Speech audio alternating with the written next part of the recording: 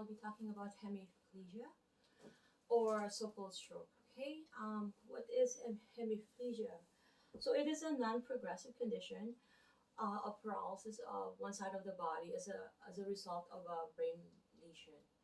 Okay, so if let's say a hemiplegia is a cause of a cerebrovascular accident or a CVA, it, it's called a stroke. And when it happens within 24-hour period, it's called TIA, short for transient ischemic attack.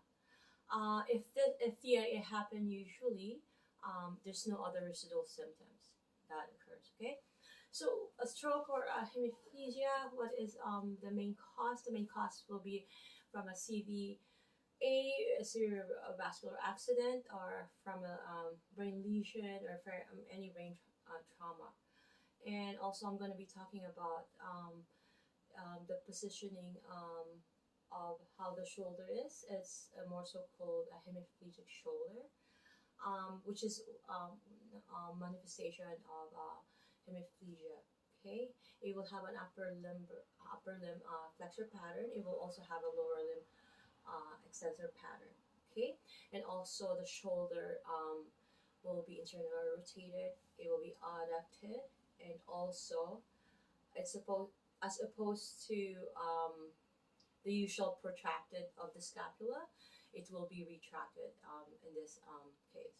Okay, so that person will be in pain, and so I'll be talking about the manifestation of someone with a stroke. Okay. Okay. So anybody who had a brain issue, a head trauma, or anything that happened, the manifestation will have a flaccid muscle.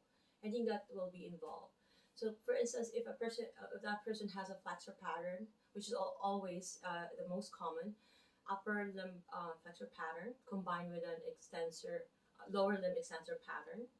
So anything muscle that's involved immediately after the head trauma, and then the brain lesion or any CVO that happened, that person will be in a stroke, right?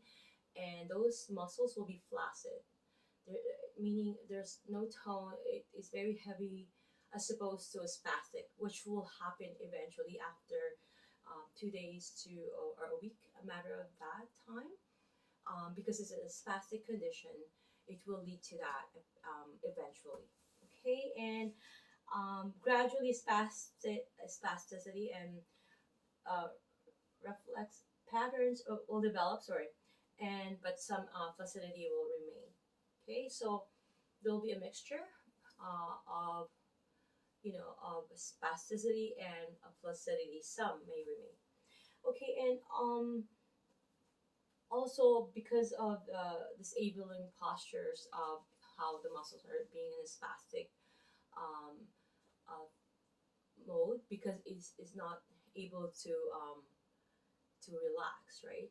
Um, so the firing of the muscles is always in that mode, and it's not able to lengthen or to relax. Say for organ, for a person who will be doing some therapy over that person, let's say for instance for massage, which the SCM or the sternocleidomastoid will be very affected. It will be in a spastic mode, phase, and we shouldn't be touching the belly of the muscle. Why? Because the carotid artery is there, and also because the muscle in a spastic mode, we should be doing some indirect techniques. We can do GTO on the origin, or the OI insertion, right, on that to reduce the spasm, the spasticity.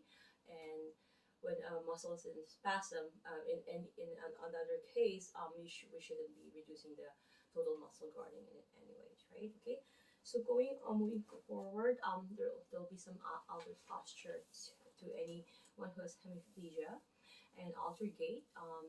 And like I mentioned earlier, I'll have some hemiplegic shoulder. So again, it will be internally rotated, adducted, and the scapula, which is at the back here, the bone at the back, will be retracted as opposed to when a person is hyperkypholic, they will be protracted. But in that case, it will be retracted. Okay, and seizure can occur because of the brain lesion, and that's normal, and also edema. It can happen. There will be some swelling, um, and pain will also could happen if there's an edema in the area or the region. Or there's also this shoulder and hand syndrome, where it'll have some throbbing pain, gradual, or it could like just occur like that. It's like a throbbing pain. Of course, if there's an edema, right? Of course, then pain can also happen. Um, and also, compensatory changes will happen, like I said, because everything is altered, everything is dysfunction at that point because of the flexor patterns that happen during, that occurred. So all the muscles are very imbalanced. Posture is, the gait is altered, and also they'll also have some sensory deficit, and also some um, um, cognitive impairment, some speech difficulty, and if any of the nerve or optic nerve is involved, visual impairments will have some difficulty of